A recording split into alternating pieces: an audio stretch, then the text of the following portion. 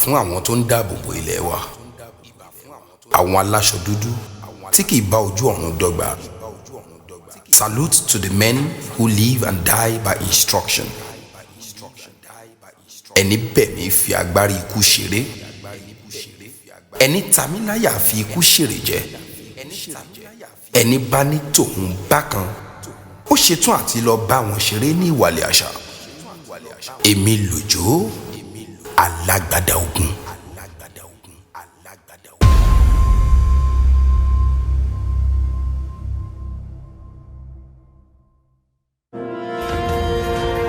News reaching us on the hub is that the Majafafa Medium Prison has lost an inmate to the general public. The inmate, by the name Abdurrahman Anishere, is at large currently after his cell was found padlocked. How this mysterious escape happened cannot be explained. The men of the force are hereby on the lookout as the image of the inmate has been immediately circulated to the press. Stone. Duh. And I say make you bring that stuff. The babe on the ground. 100. Confirm. Sharp. 100. No more.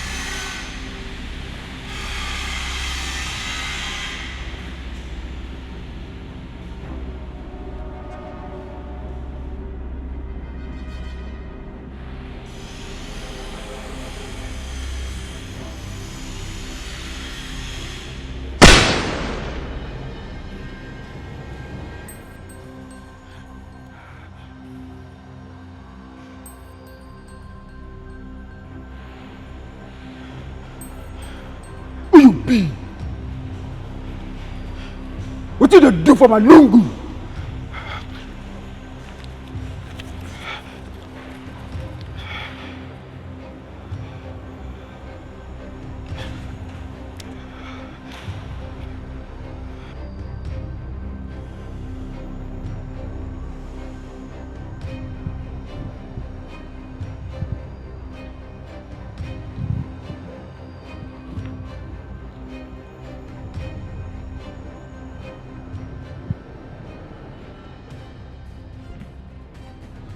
An empty paper.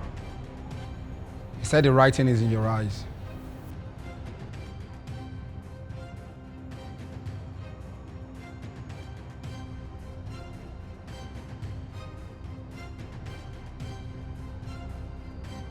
Spine sent you.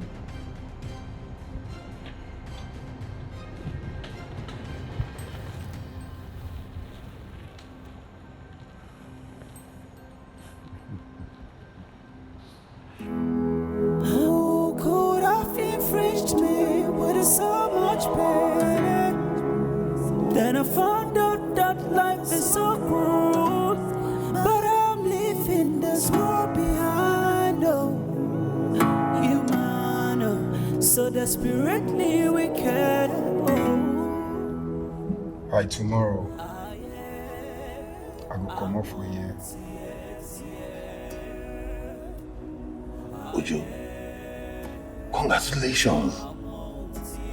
I'm happy for you, die. So if you say they don't grant you pardon, so don't forget us what we did for you. No be pardon. I go just come out.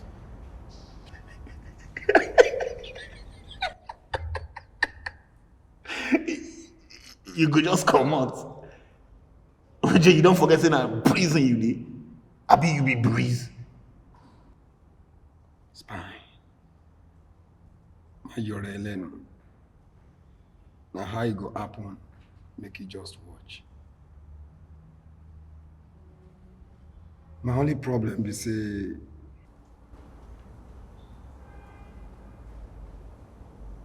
I need help.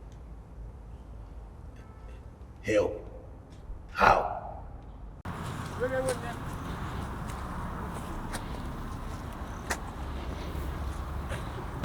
OJ.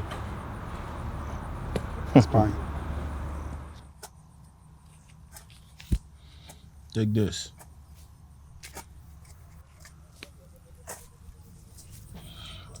Give hands around. They'll give you exactly what you want.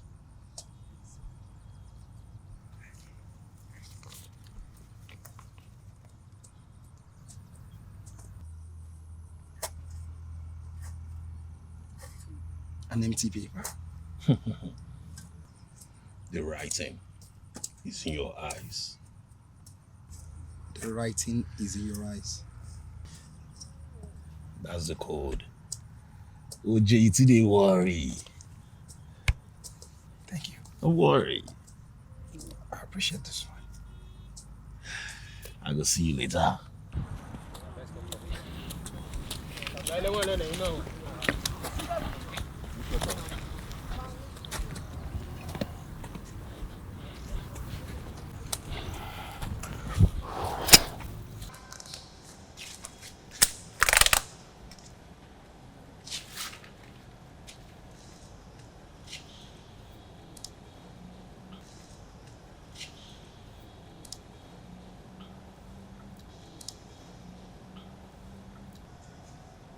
I need guns.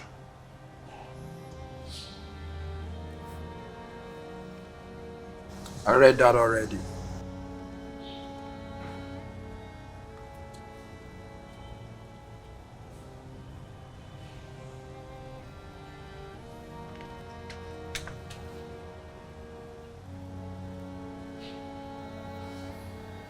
What's in your bag?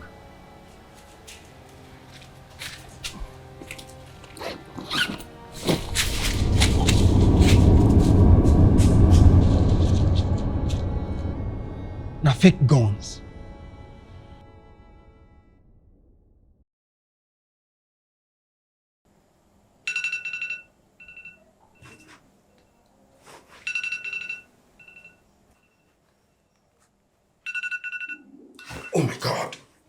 to it.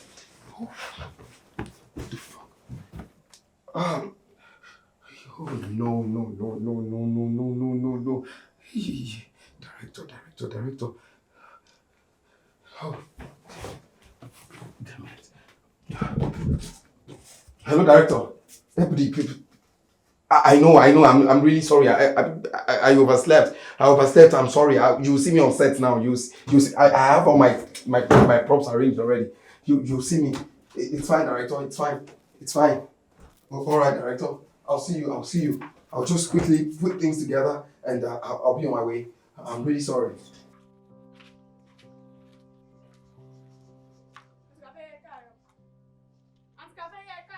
Èwo lórí burúkú tẹ́ bá kíyàn tó yóò bá dá yín lóhùn ẹ̀rẹ́ máa kó sí yín lọ àbí wọ́n ń wèrè. Everybody, I'm so sorry. My director, you know I'm never like this. You know, I'm not like this. Ẹlẹ́gbọ́n àgbà. Mo ti pẹ́. Ẹ̀fún alówó. Boot. Ẹ̀gbọ́n ẹ̀fún alówó.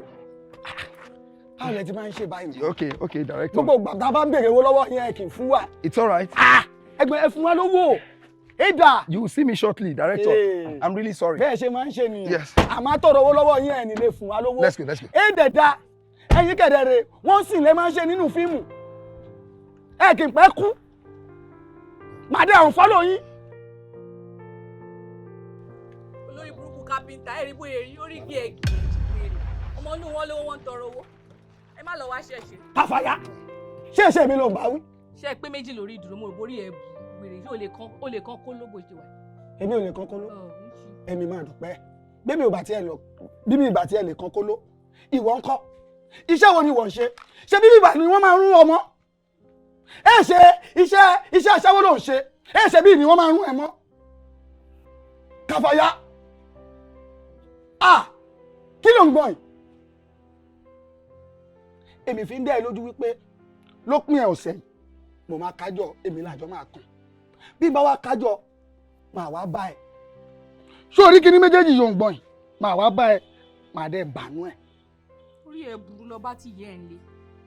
máa wá gbẹ́nu sí i ekùn iṣẹ́ méjì bí n bá dé gbẹ́nu sí i Kàfàyà bí n bá gbẹ́nu sí i òun ní gbàgbé mi mọ́ mi ò dẹ̀ ní náwó púpọ̀ éjù 2 gbé lọ sí 2.5 máa dẹ̀ ra indomie ẹyin méjì fún ẹ. Kò dẹ̀ ní dáa fún ẹ. Bí n bá tún wá ra súpù fún ẹ kọ́ mo lè ṣe lọ́fẹ̀ẹ́. Kò ní ra gbá fún ẹ Kò ní ra gbá fún ọ náà. Àṣírí olóṣè lórí burúkú. Káfàyà gbogbo oníbejì máa rún ẹ. Ayé ẹ ti bàjẹ́ wèrè ẹ rí bóyá rí orí ẹ. Bí n bá rún ẹ tọ́ Kàfàyà wàá gbà. Orí ẹ ti olóṣì ẹ rí bó ṣe lórí ẹ ti. Kò ní dáa fún ẹ. Olóṣì kápẹ́ńtà aláwìn. Bàbá. Yàrá ìyá ẹ.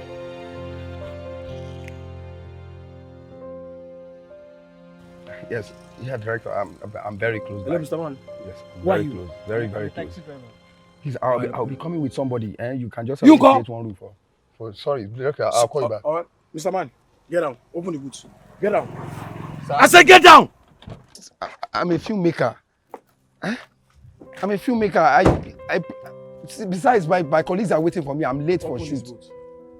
Open it. Let him see. Open the boots. Okay, see. For instance, these are frames. We use it to set movie sets. And that's it. Open this bag.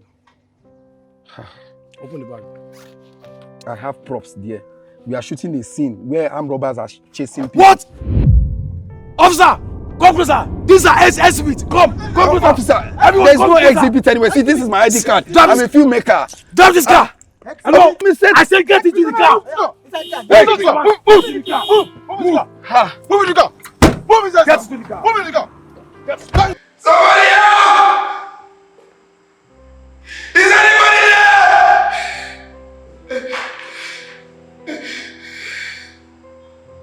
Somebody help!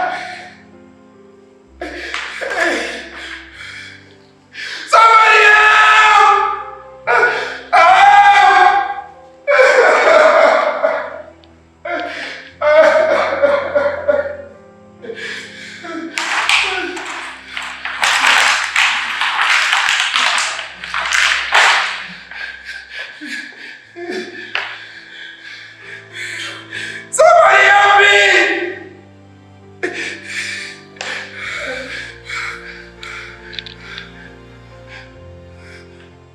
No one must try to escape from the prison premises.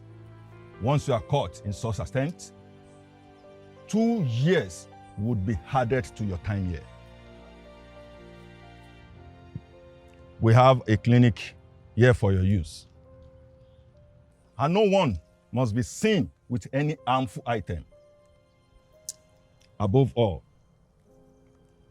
always remember your adjourned dates.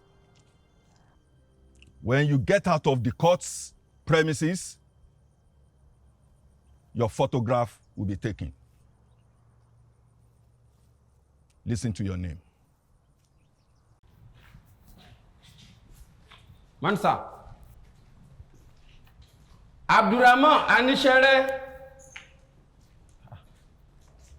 Abdurrahman Anishere. Kò sẹ́ni tó jẹ́ bẹ́ẹ̀ ní gbogbo yín ni. Okay. Abdurrahman Anishere. Abdurrahman Anishere. But orúkọ ẹni wọ́n ń pè yẹn náà.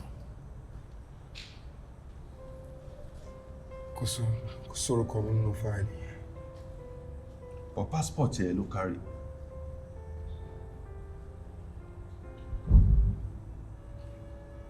Wọ́n ṣe mistake ni. Mi ò rò pé mistake ni.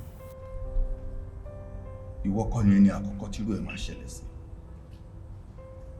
I think someone had to play a fast one somewhere.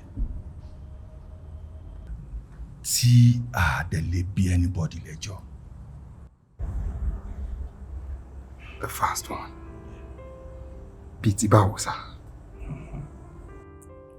Ṣórí ẹlẹ́dàá ẹnìkan ló lè kó ẹyọ nínú àjàgà tó wà nílẹ̀. Because fáìlì tó ń wò yẹn, orúkọ tó wà lórí ẹ̀sùn apànìyàn náà fi kàn. Ẹ sá, mi ò pààyàn rí. Mi ò pààyàn rí sá. Dájúdájú, tá a bá wádìí ẹ̀ dáadáa, ọmọ ènìyàn pàtàkì kan ní láàrin ìlú ló máa jẹ́. Ẹ sá, ẹ jọ̀ọ́, ta ló lè jẹ́? My dear, that is of no use. Ṣórí orúkọ tó wà lórí fáìlì ẹni wàá máa jẹ́ láti ní. That is the only name that can take you out of here. But the possibility of that is so weak. So weak. Ṣórí tí wọn ò bá dá ẹjọ́ ikú fún ẹ. In tó mind jù ń bẹ̀, ó nìkan sọ ẹ́ sí life imprisonment. Olùkí oyin. Èmi bá mi báyìí. Location wo lọ? Set man ni mi, set man. Mo bá set me. Set man ni mi ò gbà yọrí.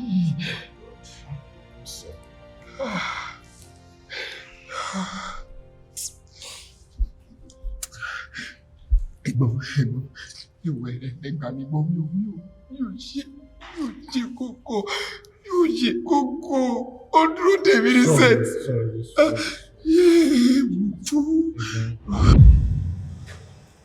Bí mo ṣe bẹ̀rẹ̀ sí ń jẹ́ ìyà ìmọ̀dí nìyẹn. I badged life imprisonment. Well, I am not surprised. Because we all know this country is full of shit. But now all of them go collect. I will be there. Látòrí àgọ́ ọlọ́pàá tí wọ́n gbé mi lọ. Títí tó fi dórí Honorable Anishere. Wọ́n ní kú kan. But then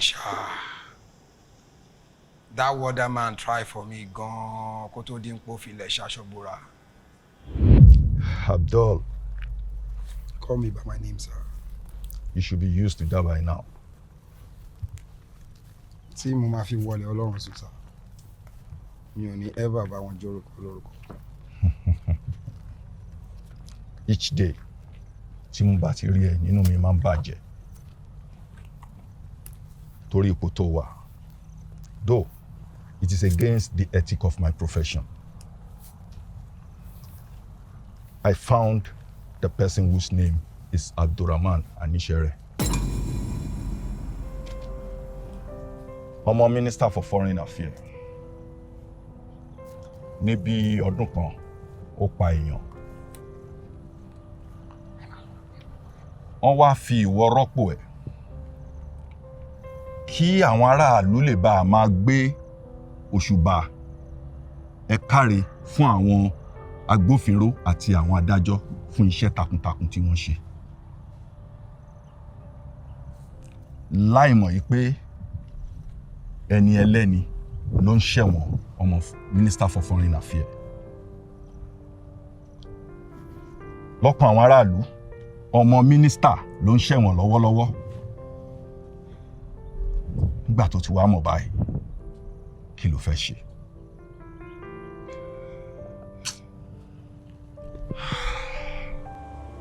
Mo ti mọ ibi tí mo máa darí èpè ẹnu mi kọ báyìí. Ìgbẹ́kẹ̀. Níwọ̀n tó yẹ kó kún fàdúrà.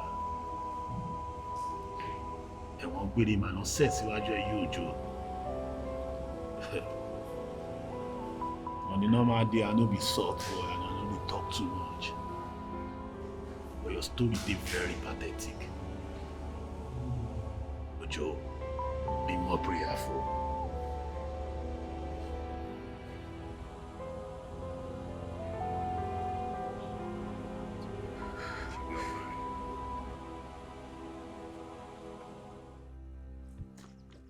We go help you.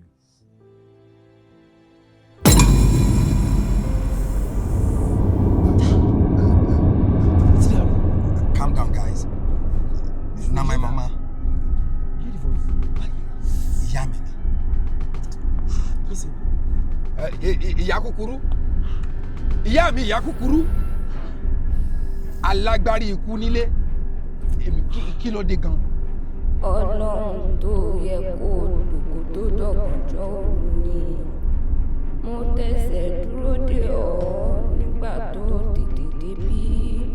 Àmọ́ mo rí pé ohun tó bá wá kò lè parí bọ̀rọ̀. Bóyá gbà.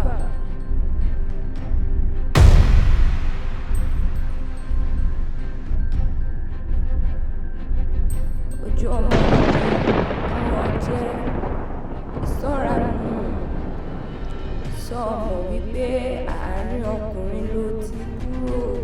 Níwọ̀n tó sì ti já sí gbangba ayé. Níbi tí àgbẹ̀ ìtọ́ ti ń ṣọlá. Àbá ìmọ̀ kọ́ pàdé abarapa tàbí abara méjì tó lè dènà dè ọ́ lọ́nà. Èyí tí ń bẹ nínú rẹ̀ ni ó mọ̀ ta ọ́ lólobó. Ẹ ṣe ìyá mi. Ìyá mi, ìyá kúkúrú. Alágbárííkú nílé tí mo mi akèrèsé. Ọ̀já ìyá mi gùn ju ọ̀já ìyá ilé mìíràn lọ. Káyé mọ̀ pé ìyá mi lẹ́bọra mọ́. Afẹ́bọra lẹ́mìí ní ìyá tèmi. Ẹ ṣeun. Ó ṣeun ojú ọmọ mi. Ó yá mọ ìyáṣẹ́ mọ lọ.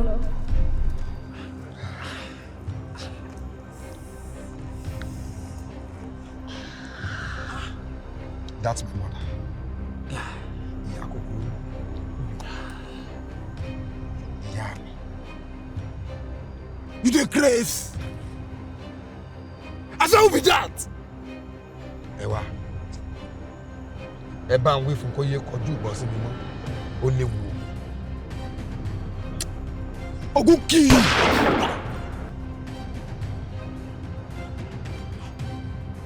So, let's go. Yeah.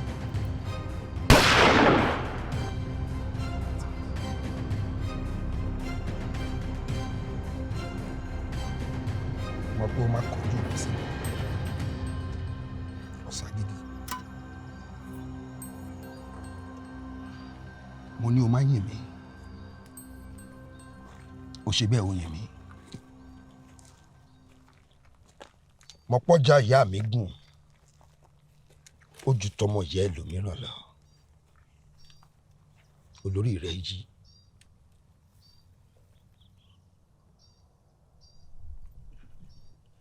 Baba no vex. No vex. Òjò kọ̀wọ̀ sí o. Oko wa bàjẹ́. Ẹ bá bá mi pé kí n gbọ́.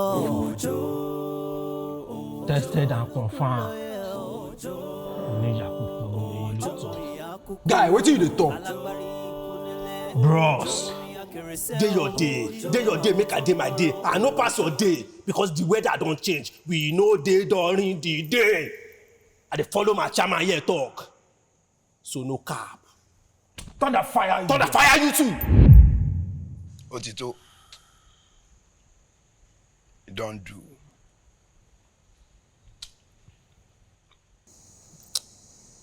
Big Chief, todo wa lesa. Kí ló ń jẹ́ bẹ́ẹ̀? Sweet things. Follow me, make I show you boss. Òjò alágbádá ogun. Ọ̀nà fún ògbékùn ẹja. Ẹni mọ̀ kókó. Òjòjà lọ́jà Odule kọyán, ará ilé mọ̀ pé òjòjà lọ́jà, ẹni pèrí òjò. Stop! Ọmọ kan yá. Alágbádá ogun. Òjò kọ̀wọ̀ sí o. Oko wa bàjẹ́. Ta làwọn eléyìí? Ṣebí olórí burúkú aláyé àná yẹn ló máa ń rán wa ká lọ kó wọn wá. Ọmọ kan fún alẹ́ kan ló máa ń lòsẹ̀ jẹ́. Big Chief ẹ náwó sí ilé tó bá wó yín bẹ́ẹ̀. Láti fi ṣe kíni? Fún gbádùn yín ni ẹ lò wọ́n sẹ́jẹ̀ block tonic gbogbo ẹ̀jẹ̀ ó kàn jẹ́ pé tàlàyé bá lò wọ́n tán máa pa wọ́n dànù ni. Sad for them.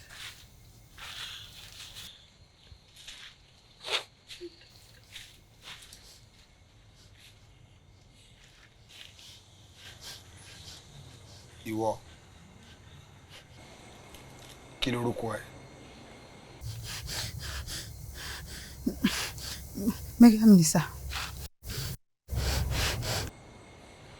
Àti gbà wo ló ti wà ń bí? Mi rántí mọ́.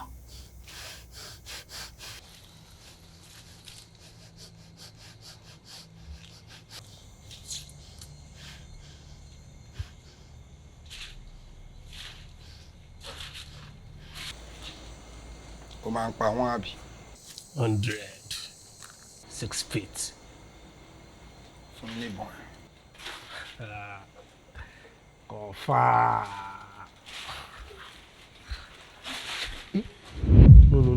No. Àlàyé má ṣe bẹ́ẹ̀. Mi lóyà. Mo lóyà ẹ sọ̀rọ̀. Mo lóyà àlàyé. Ẹ má ṣe bẹ́ẹ̀ bí wọn mo lóyà àlàyé. Àlàyé. Ó máa ń pa wọ́n. Àlàyé. 100. Mo àlàyé mo lóyà ẹ má ṣe bẹ́ẹ̀ fẹ́ mi. Òjòjà lọ́jà Odule kọyán, ará ilé mọ̀ pé òjòjà lọ́jà, ẹni pèrí òjò.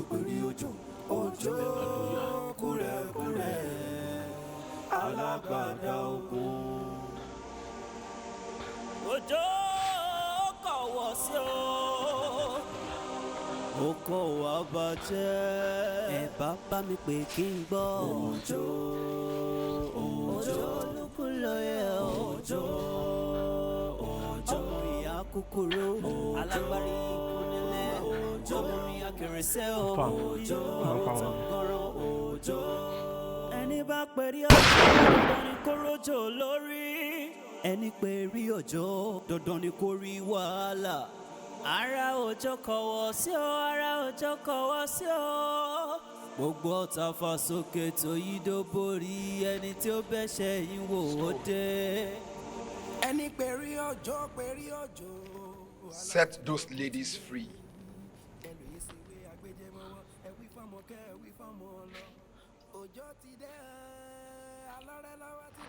ṣe rí ibi tá a dé dúró yìí kò ń ṣodò tóbìnrin lè wẹ̀ gbogbo yín pátá oró ti dòrò ọkùnrin obìnrin kóbìnrin ò lè fojú kù ẹ má padà síbi tẹ́tí ṣe wá gbogbo yín lẹ́tọ̀ọ́ sí 5 million naira each ẹ dára yín lókòwò ẹ jáwọ́ nínú iṣẹ́ tí ò bu iyì kún ọmọ ènìyàn tí bá wá rí ẹnikẹ́ni nínú yín tí mo kẹ́sẹ̀ nípò padà sí ẹsẹ̀ àárọ̀ tó ń ṣiṣẹ́ orí ibú yìí máa pa yín lẹ́yọ kọ̀ọ̀kan.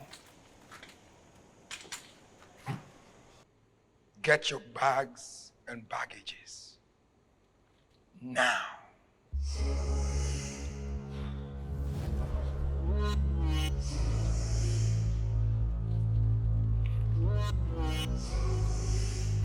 Ẹ dá gbogbo ìbọn ọwọ́ yín jọ sójú kan.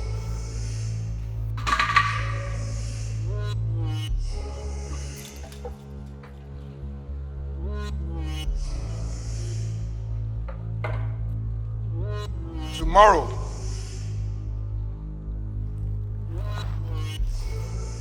we strike. Not everyone, but everyone with bad records. Tomorrow, àwọn èèyàn á dẹ́kun ibi ṣíṣe nílùú yìí.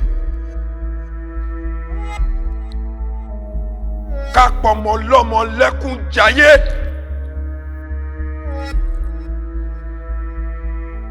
Ó gbè fóun fólóhun. Ká gbóhun tí kìí ṣe tẹni fẹ́ni. Ó dohun èèwọ̀.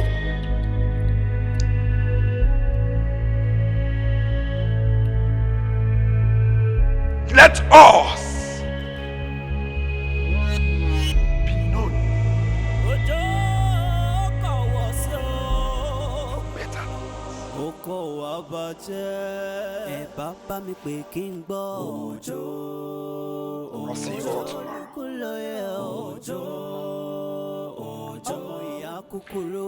Alágbárííkú nílé. Òjò. Ọmọ mi akẹrẹsẹ́ o. Mo ti rẹ́ni tó jálé onílé tó fi bò tirẹ̀ mọ́lẹ̀ o. Ṣèbájá mọ́mọ́ tirẹ̀ fún lọ́mọ. Ọmọ tó du ọ̀yá kí mọ́lẹ̀. Ọmọ lọ́mọ là ń ránṣẹ́ dé tòrútòrú.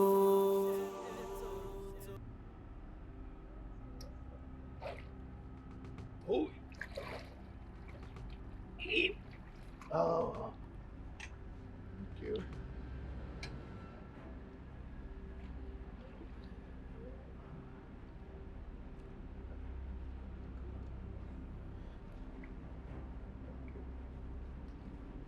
No.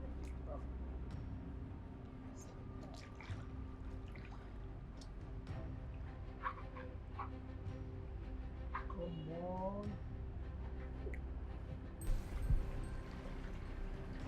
What's wrong with you? Are you Rahman? You are not. You are not Rahman. Ìwọ kọ́ ni Rahman. Rahman ni ẹni tó wà ní prison tó sá lọ yẹn. You are Jubril Anishere. Yes, Jubril Anishere. Look alike brother of Rahman Anishere. That's who you are. Yes. Àwọn ọmọ yóò mọ nǹkan tó ń jẹ́ òṣèlú. Look, let me tell you one thing. Sórí ọjà táwa ẹ̀ bá gbé kalẹ̀ faraàlú tí ò ní tà kò ì sí. It is not possible. Yes, yes. Rahman, meanwhile, you have to leave this country tonight. Yes. Okay.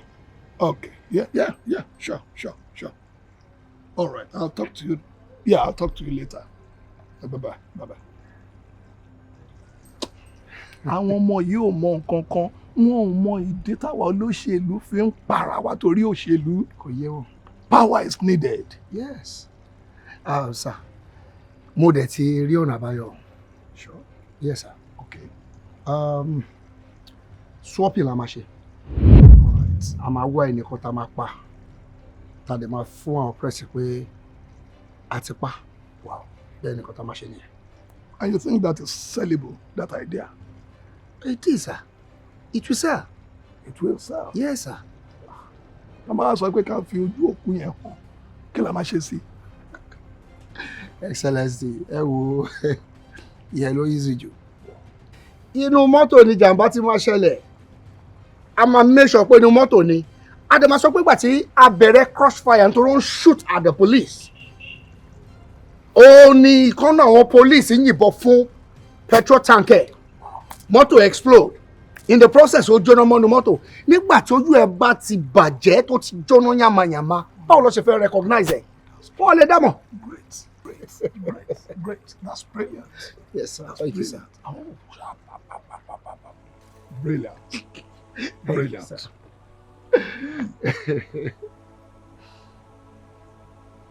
Kí ni kí n ṣe fún ẹ o? Ẹ má worry, sir. You know, mo mọ ipa tẹ́ kó nínú ayé mi. Tí ò bá sí ẹ̀yin, ibo lèmi bá wà lẹ́nìí. Ipò tí mo dé yìí, mo mọ ipa ribiribi tẹ́ kó níbẹ̀. It's not other person but you, sir. I will do anything for you. I will do anything for you, sir. 100% loyal to you, sir. Good boy. Yes, sir. I will take my leave.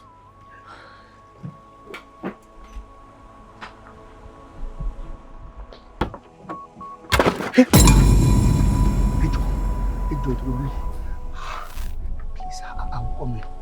Just take it easy.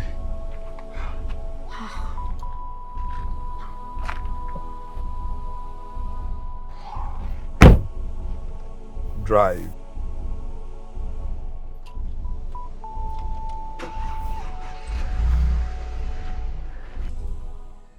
Eléyìí gbọ́dọ̀ jẹlẹ̀ lálẹ́ yìí sẹ́, méjì. Please. Eléyìí fún ọmọdé tí ó rọrọ sí ẹ̀wọ̀n.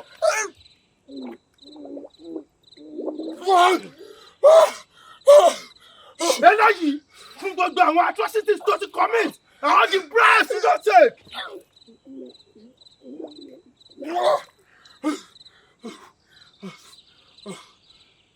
Stone. Vicky. You do.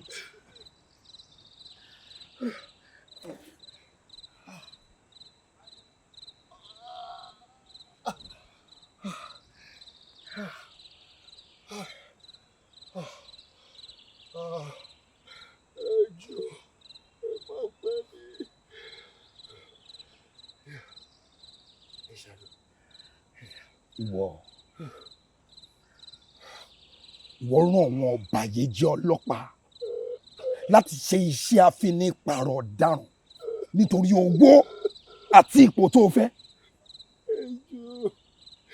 Àṣìṣe ni ẹ̀fọ́ríjì mi ẹ má pa mí ẹjọ́ ẹ má pa mí. Ó ní ìforíjì òun. Mo dẹ̀ rò pé ó sọ pé àforíjì wà lọ́dọ̀ Ọlọ́run. Well, unfortunately, Please. This will be the end of the road for you. Juwọ́ báyìí síkú. Máa juwọ́ síkú báyìí. You will not leave this place alive. that's yours. Jẹ́ kúrò mẹ́rin.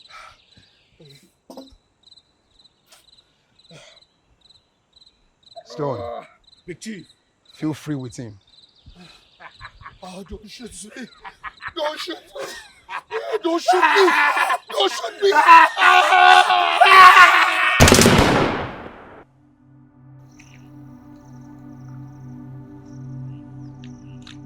èmi tí mi ò lára tí mi ò lẹ́nìkan. Àlàyé ẹ ò lára kẹ̀ tàwa ní ìyá kúkúrú tó wá kiri. Ìyá kúkúrú oore bí Aníkúnlé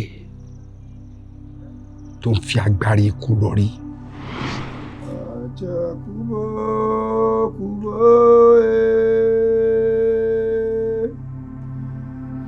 Ajá kúbó kúbó Ajá kúbó kúbó Mary mẹ́mọ́ mọ́ bí ajá gbọ́mọ̀ rẹ̀.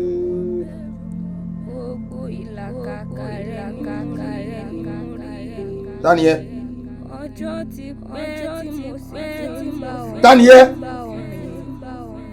Ìmọ̀ yìí ṣe ta ilé gbà ọ́ bí àìlèyọ́nù. Tani?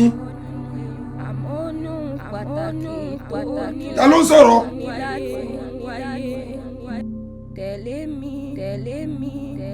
Mo fẹ́ fi bí mo ṣe jẹ́ mo ṣe tó.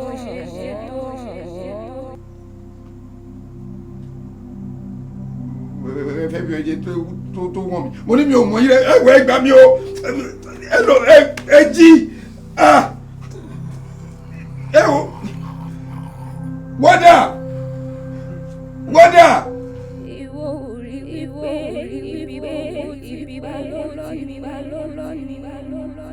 kò sí ẹ̀dá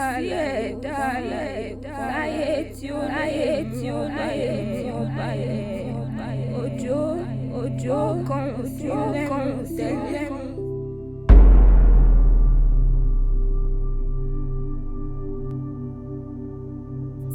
Ìyá kéré gbóhùn o. Ìyá kéré. Ọlọ́fẹ́ mọ̀ mí.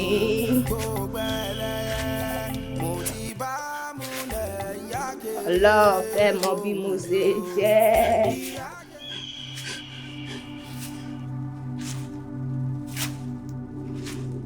Èmi rèé, èmi nìyá kúkúrú tó bímọ mẹ́rìndínlógún àbí sínú táwọn ọmọ rẹ̀ sì ń wọjọ́ ogbó síwájú rẹ̀.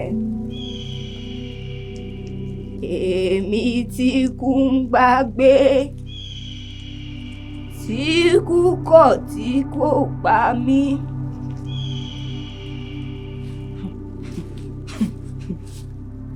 Òjò ṣé wọn ò mọ̀ pólóore mi lọ jẹ́ ni. Olóore bíi ti báwo? Ìyá mi ò pàdé yín rí. Báwo mo ṣe máa jó lóore yín? Ìwà rẹ ní ń padà dá ọ lẹ́jọ́. Ìwọ ti lè gbàgbé lọ́dún náà lọ́hùn-ún nílùú Kájọlá. No man, nǹkan tẹ́ ẹ̀ ṣe make sense o tí ẹ bá fi sẹ́ẹ̀tì nílẹ̀ ní sí ẹ máa sọ pé èèyàn rú kẹ́ ẹ fún wa lóúnjẹ látàárọ̀ ní sí ẹ fún wa. Ẹ wo PM ẹ jọ mo máa fẹ́ jọ àwọn èèyàn yín sùn yìí mi ò mọ̀ bí àwọn actors wa ni àbọ̀ wọn crew wa báwo la máa mess lé onílé up wọ́n fún wa nílé kálù wọ́n mess up iṣẹ́ yẹn mo ń ṣe látàárọ̀ ọ̀sẹ̀ tí mo clean everywhere. social ti clean ẹ. Ṣé mo ti clean ẹ lẹ́ máa sọ ní àbí kẹ́ máa bọ̀ àwọn èèyàn yín sọ̀rọ̀ kọ́ yé wùwà ẹlẹ́dẹ̀. Ẹ ṣé o ti clean ni ẹ. Mo ti clean ẹ. Olúwa ṣeun. Ẹ rí báyìí tí ọlọ́ta rẹ̀ nísìn nílẹ̀ nínú iyẹ̀pẹ̀. Ṣé o ti gbọ́ páàkì ẹ̀fẹ́jọ́ lẹ̀ bóyá tó bá lọlé tó bá rọ̀ fún ọ náà kọ́ ló máa páàkì. Tẹ́tẹ́ ní tó ní ọlọ́ta ń sìn tó bá fẹ́ lọ́ta kó máa pòkúta. make up dáná ṣó ti ṣe make up ìwé tí mo ní kó ṣe. ìwé ni kẹ́ máa bá ká. ó jẹ́ kó sọ gílù mí ni ó jẹ́ kó sọ gílù mí ni owó oúnjẹ ló sọnù yẹn make up. tàbádẹ́ ni ẹ fún aláṣìṣàn sí ẹ máa nírọ́ ọmọ mẹ́ta ló wà nílé tí mo fẹ́ kó wá ẹ wá fọlú ẹ ṣiṣẹ́ jà kí n bí. Ọlá ìwà tó hù lọ́jọ́ náà ni ò jẹ́ ń dá sẹ̀ríà fáwọn tó dalẹ̀ lé lórí. Ojú bí tí mo tẹ̀ kẹ́yìn ní ọlọ́tí lálẹ́ o. Ó sì wá fọwọ́ tún lórí. Ìdíyà, èmi kò dé ń ṣiṣẹ́ tèmi ni. Àtọjọ́ náà ni mo ti ń bọ̀ rìnrìn àjò. Kí ló fẹ́ ń ṣe fún ọ? Ìyá, ohun tí mo fẹ́ kẹ́ ṣe fún mi gangan ni wípé mo fẹ́ fi ipò ìnira tí mo wà yìí sílẹ̀. Mo fẹ́ jáde níbi tí mo wà kí n darapọ̀ mọ́ àwọn èèyàn láwùjọ. Ṣé kò jù bá ń lọ? Ní àfikún ìyá, mo fẹ́ gbẹ̀san. Mo fẹ́ gbẹ̀san gbogbo àwọn tí wọ́n lọ́wọ́ sí lílọ ẹ̀wọ̀n mi pátá láìkú kan. Ọjọ́ ọmọ mi. Ìyá mi.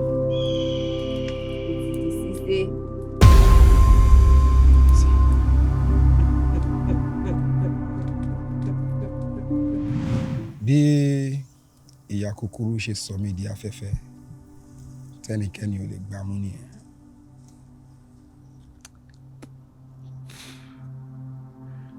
Mo di kò ṣe mú fún gbogbo ẹ̀dá. Mi ò dẹ̀ ní dẹ́kun láti mú gbogbo ọ̀bàyéjẹ́ balẹ̀. Big Chief, oníṣẹ́ ibi ńlá kan ni àwa náà. Ìdí iṣẹ́ ibi Dele ti bá wa. Kí wá ló dé tí ẹ fi dá ẹ̀mí tiwa sí? Oníṣẹ́ ibi àárín yín mo ti yanjú ẹ̀ lọ́jọ́ sí. Tí kò bá sí òun, kò lè ṣiṣẹ́ ibi lọ́wọ́ yín.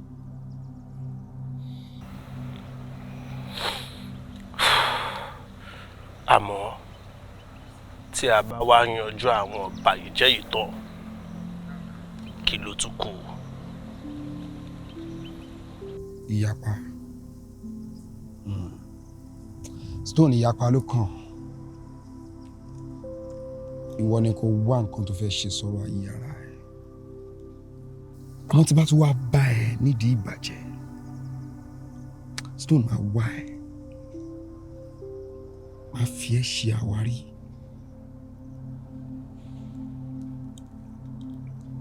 Máa pa ẹ́.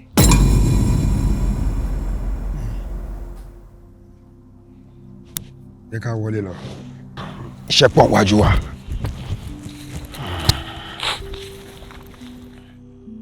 Tí ọjọ́ bá ti lọ fẹ̀yìntì, sọ fún Stone ẹ̀rọ bí òkú kọmíṣánná ti gbàgede tí àwọn aráàlú ti máa fi ṣe sí. Mo ṣe sọ pé kẹ́ ṣe.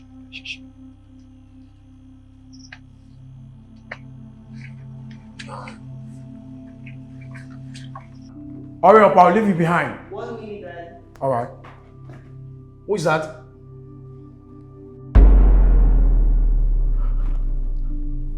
What's that? Get down there. So, what are you? Get down there. Let's have a conversation.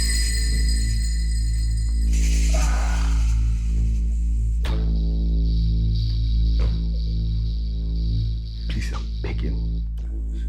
Unfortunately, boy, today you die. Come on. But I will tell you the reason why you have to.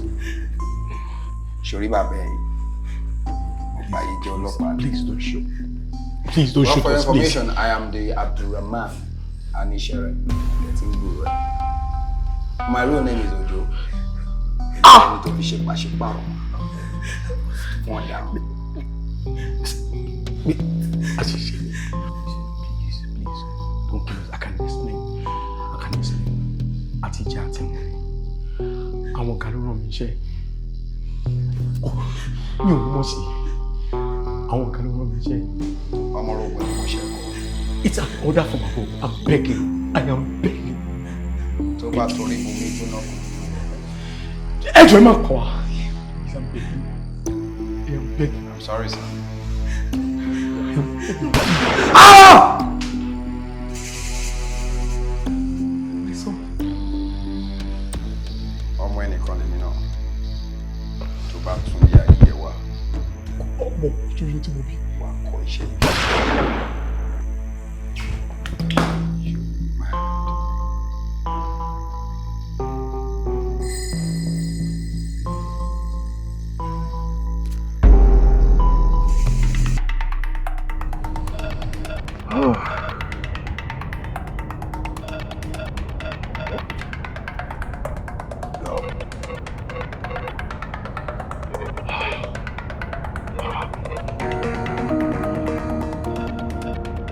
But what have I done to deserve this?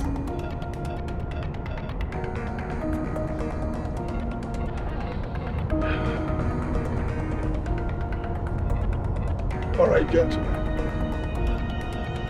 What exactly do you think I can do to regain my freedom?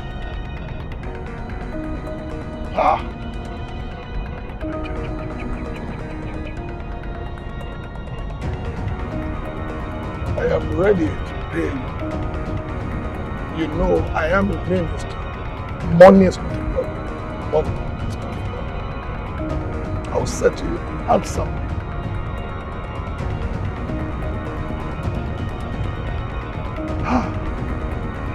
Why can't you just please sit down, just go? I mean, till.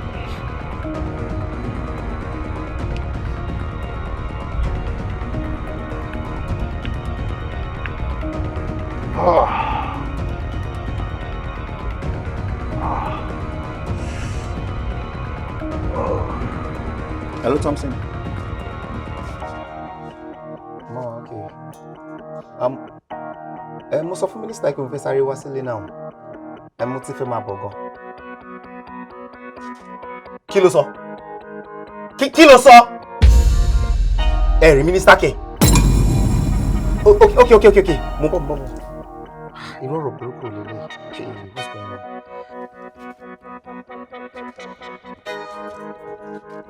Hello, sir. Wàhálà ti wà o. Wàhálà gidi ti wà o. Ààrẹ mínísítà o. Ó dàbí pé wọ́n ti kidnap mínísítà. Ẹ sọ fún àwọn guys ní ibi kan bẹ̀rẹ̀ stop and search or anything tí wọ́n bá lè ṣe, please.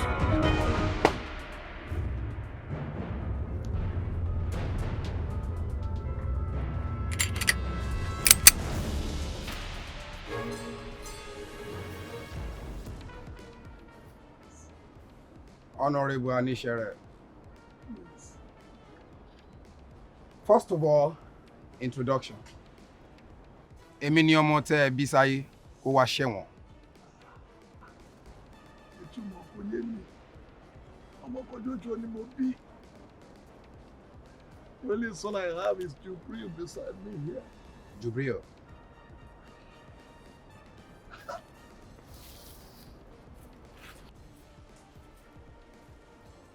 What did you do here?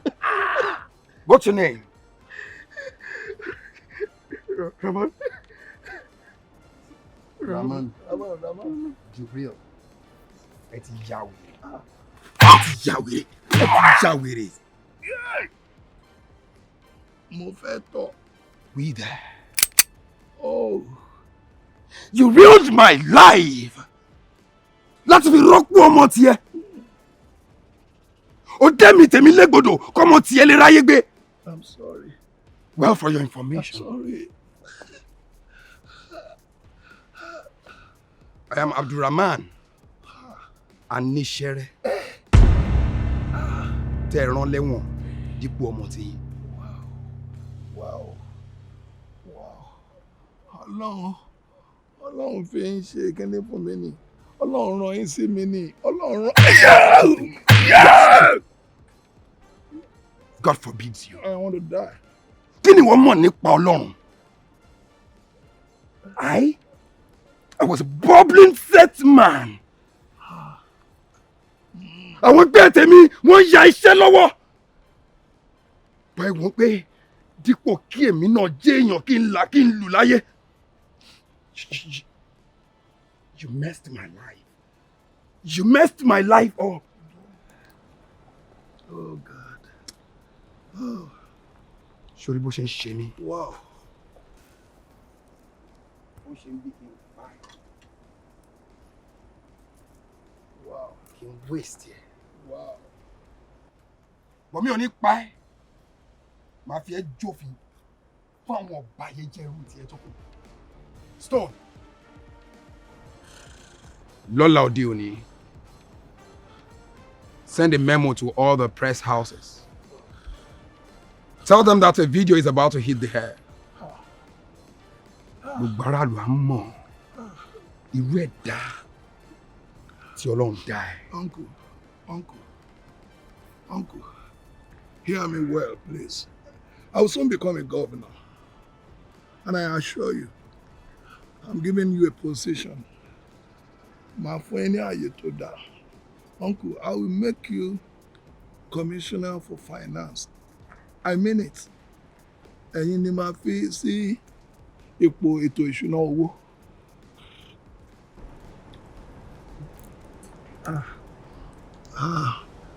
I'm ruined. And I mean it.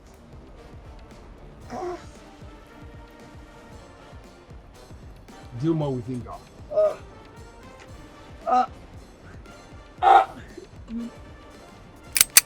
Hello. The video shows that he confessed to a terrible crime. And the paper is saying otherwise.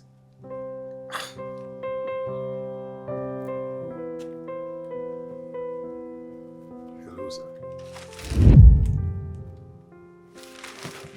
Who are you? Mi ò wá láti ṣe ẹni jàmbá. It's true. Who are you? Mi ò wá láti wá ṣe ẹni jàmbá. Mo nílò ìrànlọ́wọ́ ẹ ni. Ta ni ẹ? Orúkọ mi ni Òjó.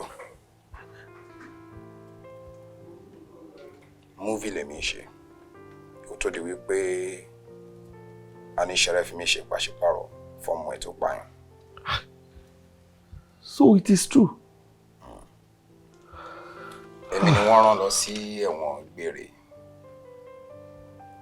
dípò ọmọ wọn Abdulrahman Anishere. Yes.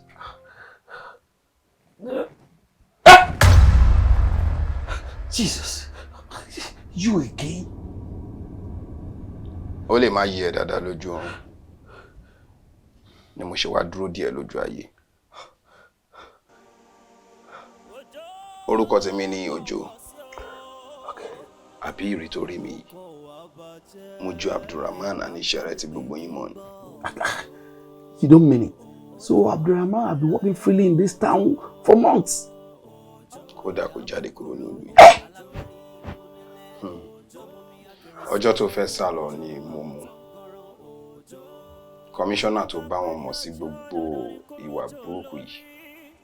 Òun wọ́n ti dẹni àná. Definitely. Ìwọ ló ń pa gbogbo àbúyọ tó ń kú yẹn. You are a great journalist tí gbogbo ìlú fẹ́ràn. Mo fẹ́ kó gbé àwọn oníròyìn dìde láti lọ ṣe òfin tó tó ẹni tó ń ṣẹ̀wọ̀n Abdulrahman Anishere lọ́wọ́. Mo fẹ́ kájọ fọwọ́sowọ́pọ̀, kájọ dá sẹ́ríà fún wọn báyé jẹ́. Okay. No problem. How do I reach you? I'm always with you. With me? Mo ṣáà ti ṣe bí mo ṣe sọ pé kò ṣe. Jesus! Ah! Kí ni mo pè lè bá ìtòrí ọlọ́run? Hey! Olúwa ṣàánú mi. Ìyá mi ìyá kúkúrú, alágbárííkú nílé, kí ló dé? Mo wà níbi tí mo ti fẹ́ mú ọ̀bàyéjẹ́ kan palẹ̀ ni mo gbóhùn yín. Ẹ dẹ̀ mọ̀ pé mi ò lè gbóhùn yín kí n má jẹ́. Ọjọ́ ọmọ mi, má bínú. Sorry. Agbárííkú tí ń ṣẹ̀jẹ̀, ọ̀run sì ti ń wọ ikú. Tó sì mọ̀ pé kódà kágbárííkú mọ́ ṣẹ̀jẹ̀. Ọlá òde òní ló láǹfààní mọ́ láti parí iṣẹ́ tó fẹ́ ṣe. Lọ́la òde òní. Bẹ́ẹ̀ni. Ìyá mi, ìwọ̀nba díẹ̀ ló kù kí n parí iṣẹ́ mi. Gẹ́gẹ́ bí àdéhùn, yóò lè kó ohun sí yín lẹ̀. Léyìí tẹ́ wá lóyún Agbárííkú tí ń ṣẹ̀jẹ̀. Màá rí dájú wípé mo ṣe gbogbo nǹkan tí mo lè ṣe. Àṣẹ wọn mọ́ mi. Ọmọ ò ní kọ̀hún sí ọ lẹ́nu. Mọ́ lọ. Ọmọ ọba fẹ́rẹ̀ lọ.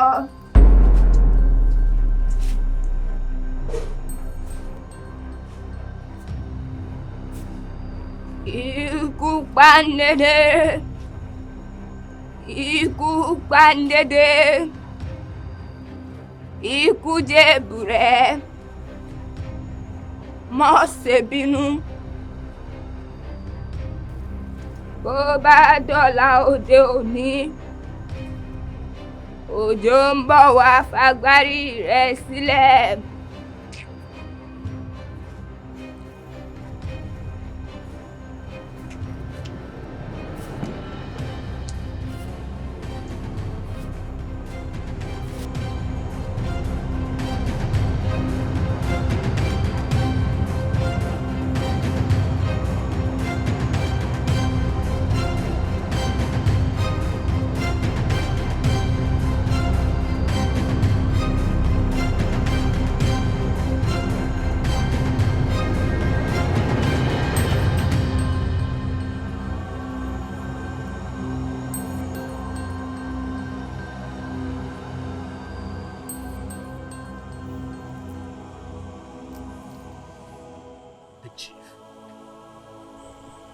I don't dey observe you since. Now the 5th stick of cigarette we go burn with this. I know Joe Baba where I know this smoke. Baba, wetin happen? Kí ló dé tẹ́ fi wá dá dúró síbi lóru ọjọ́? Tẹ́ ń burn cigar báyìí. With the tears on your face. Bones.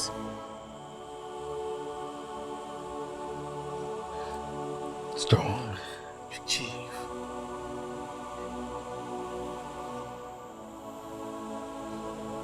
Ọ̀rọ̀ yìí ni màá rí kẹ́yìn.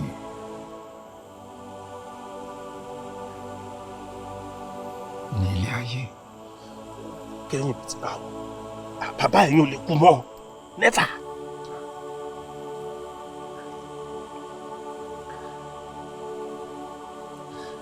Mo ti kú tipẹ́. Ìpinnu nìkan ló ń dá mi dúró.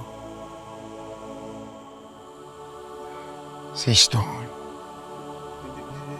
Chief. I like you a lot. Mo dẹ̀ máa fẹ́ kó fi ọ̀rọ̀ mi ṣe àríkọ́gbọ́n.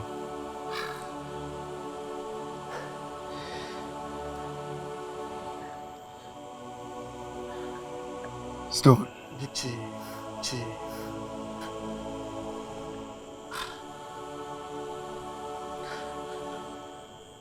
Mo máa fẹ́ kó ráyé gbé. Torí kò sí ẹni náà tó fẹ́ ká gbélé ayé gbé.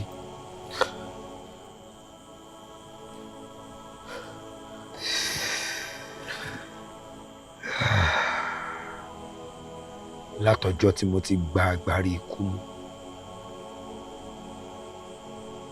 ni mo ti kú. Agbárííkú. Baba, I no understand. Kò yé mi.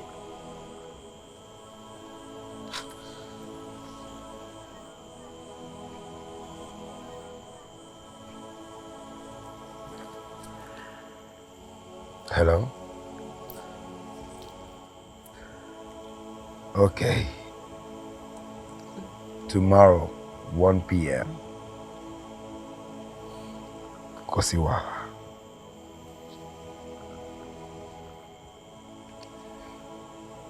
Ara àwọn tí wọ́n fẹ́ kárí ilé ayé gbé lẹ́ni tó pè mí tán ẹ̀.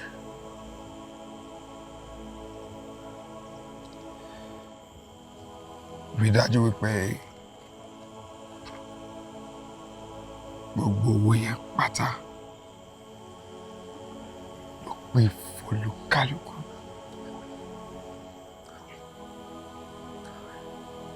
Bó bá wọn Adẹ́dà, you will see me lẹ́yìn tí bá jọ̀wọ́ fún ikú. Láti ìgbà tí mo ti gba Agbárííkú ni mo ti kú. But I don't think understand all this thing we dey talk. It's about down, Chief. Ó ṣẹ̀ṣẹ̀ kí n padà. And you will feel me in the air that passes by.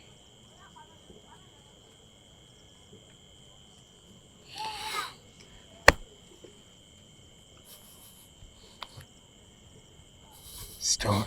Chief.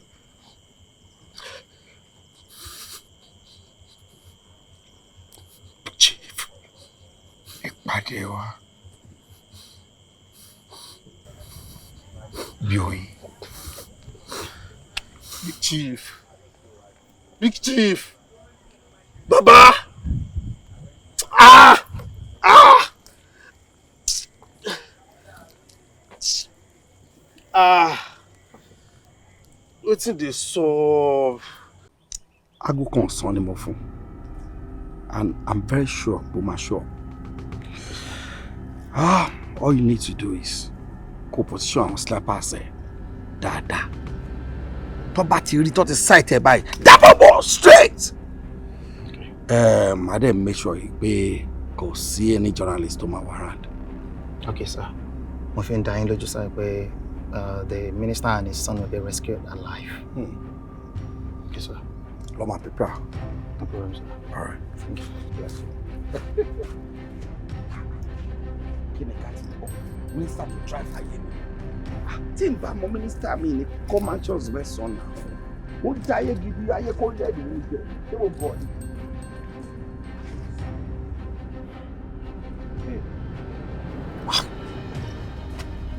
Kí ló ṣẹlẹ̀? Master planner. Ó yà ẹ́ lẹ́nu àbí? Kí ló ṣẹlẹ̀? Mo wọ̀n ẹ́ lọ́jọ́ sí. Mo ní kó ṣe ti aráàlú. Kó jẹ́ àjọ fọwọ́sowọ́pọ̀ ká mú àwọn àbáyéjẹ́ balẹ̀. Táràlú náà mọ̀ ṣe. Táràlú mọ̀ ṣe. Wà á bọ̀ wọ́n ìjọba wí ní gbangba. Wà á lọ bá wọn máa pàdé àpòpọ̀ ní kọ̀rọ̀. Lọ́kàn aráàlú, you are an activist. But owó, ipò àti ọlá tó ń rí gbà kò jẹ́ ọgbọ́n. To them you live in a room self-contained. Tèmi àti ẹ̀dẹ̀ mọ̀ wípé 9 mansions ló ti kọ́ lórúkọ wọn mọ́ ẹ pẹ̀lú àwọn mọ́tò ìtìbí. Ó ti wádìí mi jù pọ̀. Afẹ́fẹ́ ló ń ṣáájú ọjọ́ bẹ̀rẹ̀. Gbogbo èròǹgbà ẹ̀ pátá ni mo mọ̀. Aago kan right. Oníkọ́ position àwọn snipers sí gbogbo corners ibi kí wọ́n lè dàbọ̀ bò. I can explain. Kò rí bẹ́ẹ̀ yẹn o. Ojú alágbádá ogun. It's fine. Tí o fẹ́ lówó. Ìwọ ló máa júwe bí kò ṣe máa rọrùn sí fún ẹ. Gbà lọ́wọ́ mi.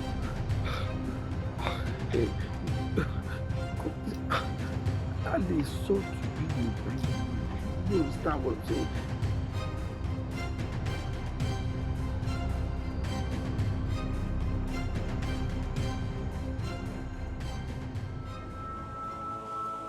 Orúkọ mi ni Òjó Láwánsìn. Setman ni mí. Àwa la máa ń ṣe oríṣiríṣi set fáwọn ní films. Lọ́dún 2018, mo gbaṣẹ́ láti lọ sórí movie set nínú mọ́tò tí mo wọ̀. Àwọn agbófinró dá wa dúró. Wọ́n béèrè iṣẹ́ tí mò ń ṣe mo sọ fún wọn. Wọ́n rán àwọn nǹkan tí mo fi ń ṣiṣẹ́ bí ìbọn bí àdá tá a fi ń ṣe iṣẹ́ eré ìtàgé.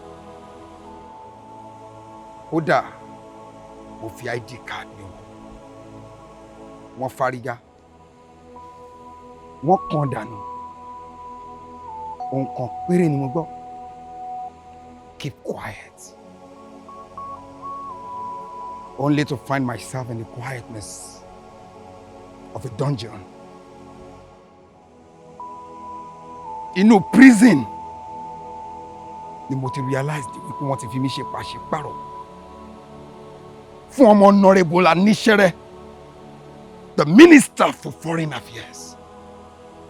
Tẹ̀yìn aráàlú rò wípé ọmọ ẹ̀ ló ń ṣẹ̀wọ̀n lọ́wọ́. Wọ́n pa mí lórúkọ dà. Wọ́n sọ mí di Rahman, Abdulrahman Aníṣẹ́rẹ́. Bí mo ṣe jáde òye nìkan, mo sì pinnu wípé gbogbo àwọn àbàyéjẹ́ pátá ni màá mú balẹ̀ láìkó kan. Ojú àṣebìrè, mínísítà yín rèé tó ń pín búrẹ́dì tó ń pín gàrí fún gbogbo aráàlú. Your supposed gubernatorial candidate tẹ̀yìn rò wípé ó ń ṣe yín lóore. But I stand here today to tell you all that Aníṣẹ́rẹ́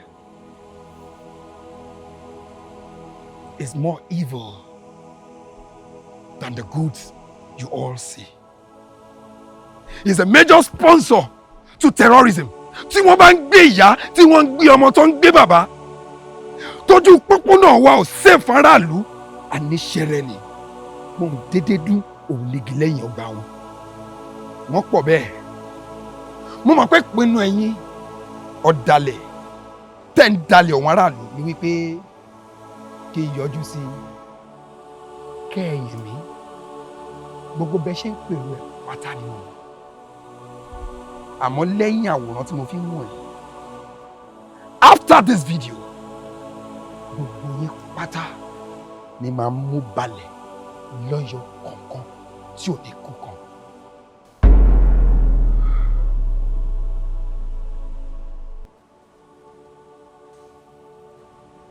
Àsìkò rẹ̀ ti tó gẹ́rẹ́gẹ́. Ìyá mi ìyá kúkúrú. Alágbárííkú nílé tí mo mi akèrè sí. Ẹ bá fún mi lásìkò díẹ̀ kí n fi dá sèríà fún wọn ọba yìí jẹ́. Ojúmọ́ kan ló mú ọwọ́ kí n pẹ́ ní sáà kéèké. Ọmọ mi wọ́n dì mọ́ mi. Stone. Big Chief. Kò lè yé ẹ. Mo sọ fún ẹ. Mo ní tí n bá lọ tán. Ìwọ ló máa dẹ́kun ìwà ìbàjẹ́. Wà á rí dájú wípé gbogbo nǹkan tí mo sọ fún ẹ pátá òun ló ṣe. Sanitize the nation. Big Chief. Ilé ti tó lọ.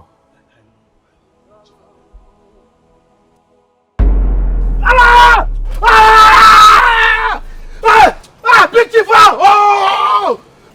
Big Chief! Big Chief, why you do like this now? Ìyá kúkúrú, why you carry am go now? You see what? Thunder go fire you! Ogun go kill you! Please! You go... Ojo return now! Big Chief, ìyá kúkúrú return am o! Ojo ọmọ mi. Àfìgbà tí wọn náà fẹ́ síwájú ìrẹ̀lẹ̀ òpó.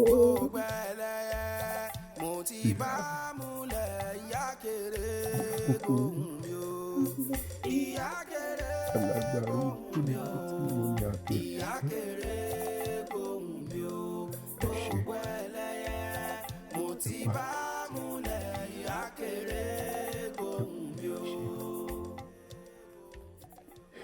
Ìyá kéré gbóhùn mi o, ìyá kéré gbóhùn mi o, gbogbo ẹlẹ́yẹ mo ti bá múlẹ̀. Ìyá kéré gbóhùn mi o, ìyá kéré gbóhùn mi o, ìyá kéré gbóhùn mi o, gbogbo ẹlẹ́yẹ.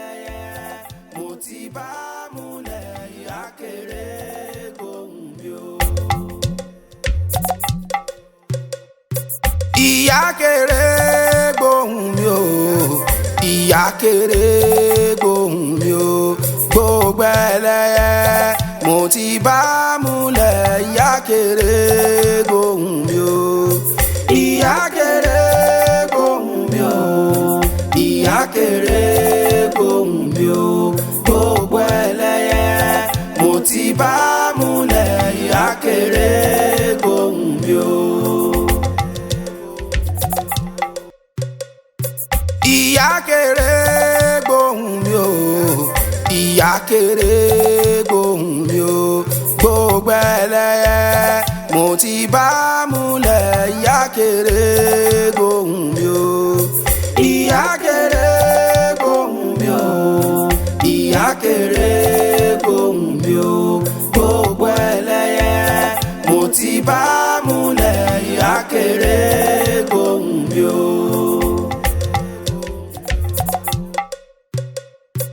ìyá kéré gbóhùn mi o ìyá kéré gbóhùn mi o gbogbo ẹlẹ́yẹ mo ti bá múlẹ̀ ìyá kéré